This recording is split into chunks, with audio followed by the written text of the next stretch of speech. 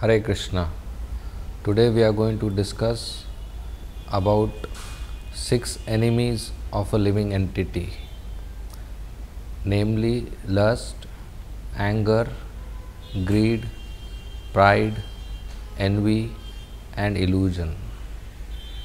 In Ramayana there is a very interesting katha story of sage Vishwamitra. Vishwamitra was a very great king, and once he had a conflict with one sage Vasishtha Muni.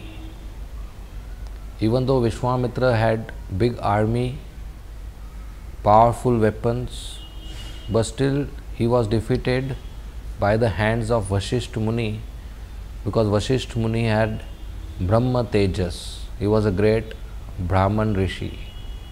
Seeing this, Vishwamitra also decided that from Kshatriya he will become a Brahman Rishi. So Vishwamitra retired from his throne and he went to the forest and he performed very severe meditation to attain Brahma Tejas, to attain the status of Brahman and Rishi, to attain very high platform. So as he was performing meditation, thousands of years passed by and gradually he was becoming more and more powerful. He was fasting, eating only fruits, roots, sometimes drinking only water. In summer, winter, monsoon, he would perform meditation on his heart, on the form of Lord Vishnu. So as he was becoming very powerful, the king of demigods, Indradev, he got little concerned. Indradev was thinking that if Vishwamitra becomes more powerful than him, then he may take over his throne. This was not Vishwamitra's desire, but Indra was getting disturbed. So Indra thought that I should break his meditation. With this plan in mind, he called for Menaka. Menaka is a celestial Apsara who is very beautiful, and he called Menaka and requested her to go down to Vishwamitra and attract him. So Menaka came down. She was a very beautiful Apsara, very good singer, very good dancer. So she came at the place where Vishwamitra was meditating and she started dancing, and her ornaments were jingling, making melodious sound. Vishwamitra was deep in meditation with closed eyes. But when he heard the melodious sound, his meditation broke. He opened his eyes and he saw the beautiful Menaka. So seeing such a beautiful Apsara, Vishwamitra got attracted and he invited her to his hermitage. There he spent lots of years with Menaka, and eventually he begot a daughter called Shakuntala in the womb of Menaka, and in this way his meditation got broke.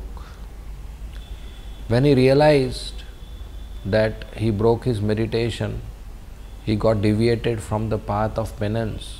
He immediately abandoned Menaka and Shakuntala and went to a different part of the forest and started again doing meditation. For thousands of years again he became very powerful, and again Indra got concerned. So Indra again called another Apsara, Rambha, who is also very beautiful, to go and break the meditation of Vishwamitra. Rambha came down. She also started dancing in front of Vishwamitra to attract him. This time Vishwamitra was very careful. When he opened his eyes, he didn't get attracted. In fact, he became angry and he cursed Rambha that you become stone now. For thousands of years you remain stone. But again Vishwamitra's meditation broke because of anger. So we see earlier when Vishwamitra got attracted to Menka, that was lust, and that lust broke his meditation. This time when Vishwamitra came in contact with Ramba, he didn't got attracted. He was not disturbed by lust. But still his meditation broke. This time because of anger. So lust, anger, they are so powerful. They can break a person's resolve to follow good path, to follow spirituality. Lust is considered one of the greatest enemy of the living entity, all devouring enemy. So we should understand how we practice devotional service in such a way that we avoid lust, anger and other dirty things. From where does lust arise? A living entity is pure and has pure love for Krishna. There is no lust. But when the living entity comes in the material world, his consciousness comes in contact with material nature.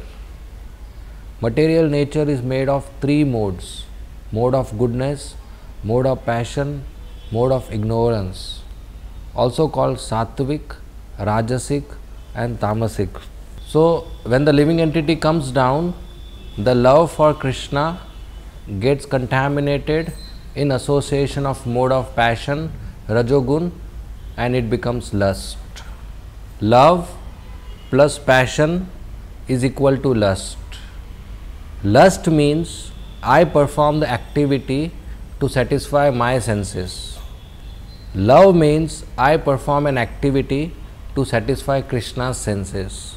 Love is devotional service, bhakti. Lust is personal ambition, personal motivation, personal material desire. So pure love coming in contact with passion becomes lust. Lust is very much visible in attraction towards opposite sex. A boy gets attracted to girl to enjoy her body, and a girl gets attracted to boy to enjoy his body.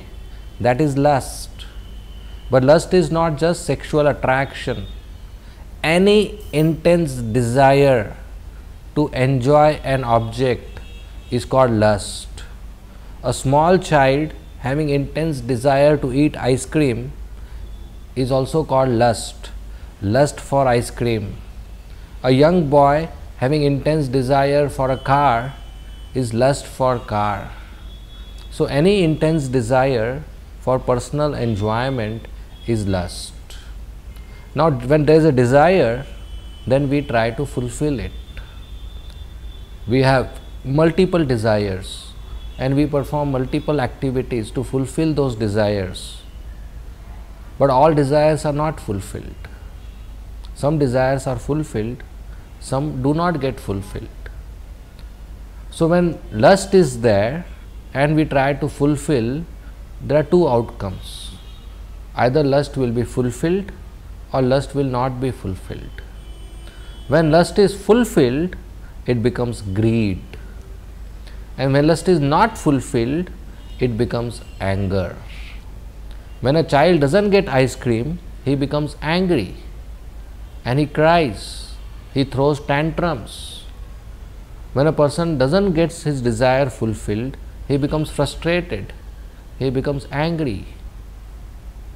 When the lust is fulfilled, when the child gets ice cream, he becomes happy, but then he says, one more, I want one more ice cream. Desires keep multiplying, so lust becomes greed. So Vishwamitra, he had lust for Menka.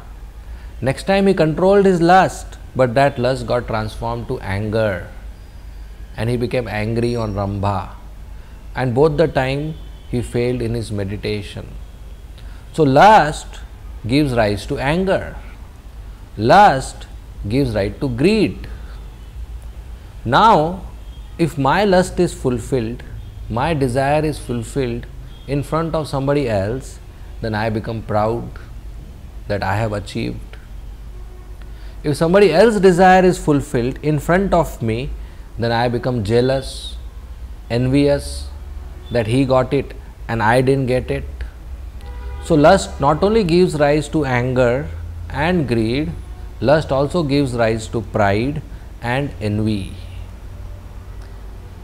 So these 5 are dirty things. Then there is one more dirty thing, illusion. Illusion means that which is not. When I consider myself this body or identify myself with the sense objects, then that is illusion. So these 6, lust, anger, greed, pride, envy, illusion, are very dangerous. When they are present in our heart, we end up committing sinful activities. Because of lust, there are rapes. Because of greed, there are frauds and scandals. Because of anger, there is murder. And our newspaper is filled with all these criminal activities. The origin of these criminal activities, the cause of these criminal activities is lust, anger, greed. And in Bhagavad Gita, Lord Shri Krishna explains that lust, anger, greed are 3 gateways to hell. Because of lust, anger, greed, a person performs sinful activities. And the reaction to these sinful activities is punishment in hellish planets. And when we go to hell, there is so severe punishment, so severe suffering that we cannot do any routine activities. And after finishing our punishment in hell, the living entity comes back to planet Earth and becomes animal or some lower species. So because of lust, anger, greed, we waste our human energy. Because of lust, anger, greed, we waste the opportunity in human form of life. The human form of life is meant to serve Krishna. But because of lust, anger, greed, etc., we lose the opportunity to serve Krishna and we engage in sinful activities. So an intelligent human should understand and avoid lust, anger, greed, etc. How to purify our heart? How to avoid? As discussed, lust comes because of mode of passion. So the only way we can avoid is we avoid mode of passion. We avoid lower modes, mode of passion and mode of ignorance. We live a life in mode of goodness. Mode of goodness means simple living and high thinking. Nowadays people are not used to simple living and high thinking. People are used to high living and no thinking. Just do it. Later we will see what will happen.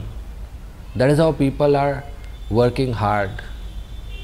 The goal of life has become to earn money, to get nice car, nice bungalow, beautiful wife, become famous, get a good position in the society, become a leader, enjoy, drink, eat and be merry. This is animalistic life. There is difference between animal and humans. Animals do 4 things: eating, sleeping, mating and defending. Animals eat whatever they get as per their taste. They don't think further. Humans also do the same thing: eating, sleeping, mating, defending. Humans may do it in a more sophisticated way. Animals eat on the street, we eat on dining table. Animals sleep on the street, we sleep on bed. Animals mate in public or on streets, we do it in closed doors. Animal defend by nails and claws, teeth, we defend by AK-47s. So humans are doing the same thing as animals. How there is difference? Because human species is more evolved, human has higher intelligence, so human have higher responsibility. And the higher responsibility is to acquire knowledge. and get connected to Krishna. Animals cannot ask questions, but we can ask, why I am suffering? Who am I? Why things are happening which I don't want to happen?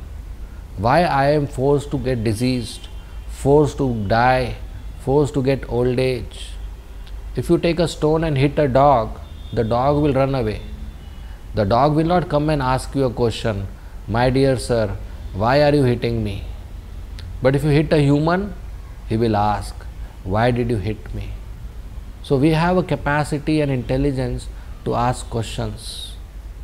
So we should ask questions, and in return we get transcendental knowledge. A life based on knowledge is life in mode of goodness. A life based on desire is life in mode of passion. A life just based on our mood, whatever comes to mind I do, is mode of ignorance. So if we want to remove lust, anger, greed, etc., we need to come to mode of goodness. If we want to come to mode of goodness, then we need to live a life based on knowledge. Our habits, our actions, our decisions should be based on knowledge. If we want to make a life based on knowledge, we should have knowledge.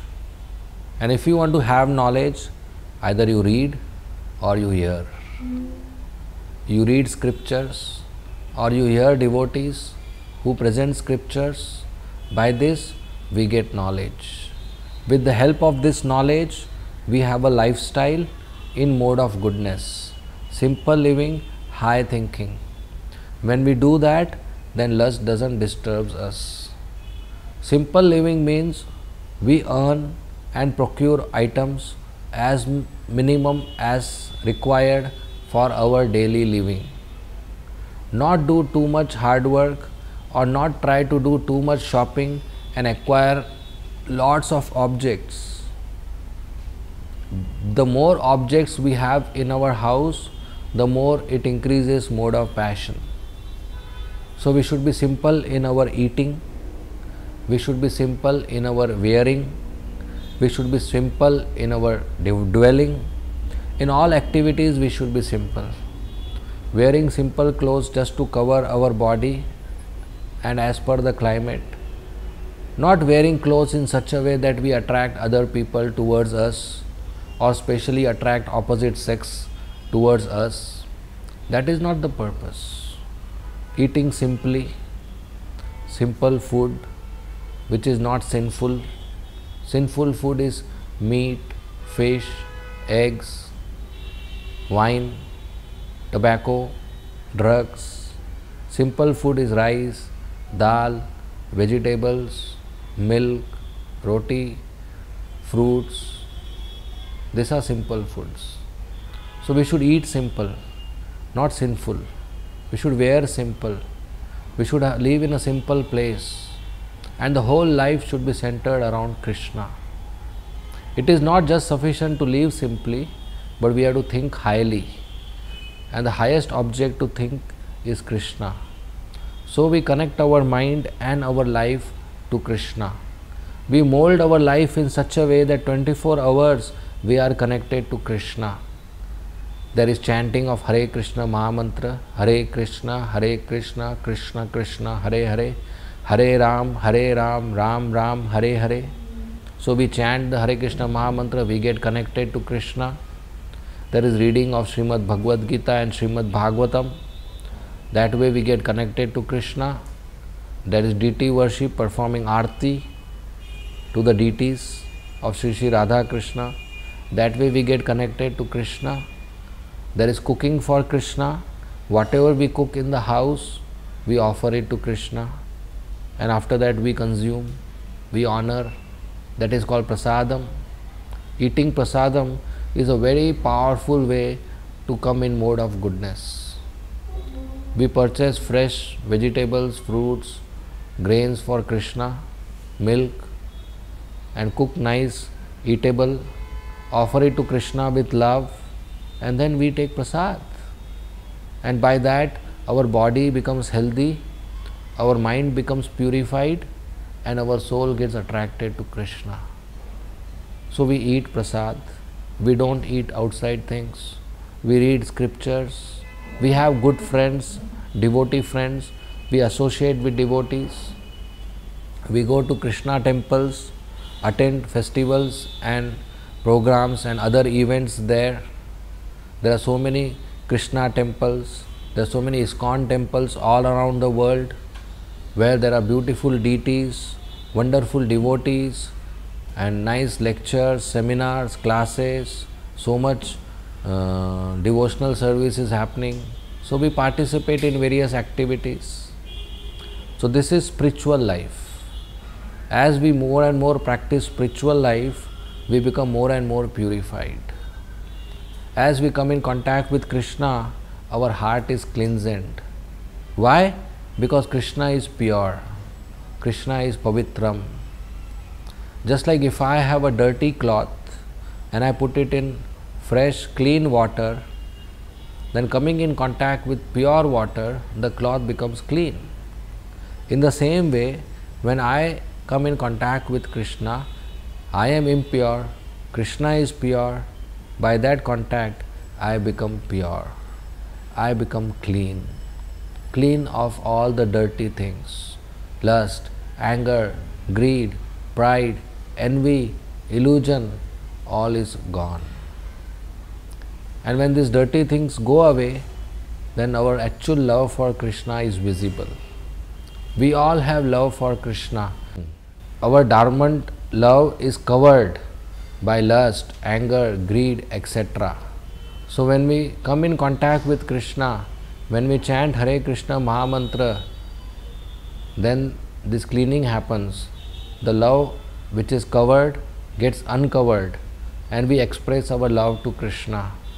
A person who loves God, who loves Krishna, who is pure in the heart, is automatically peaceful, joyful, happy in life.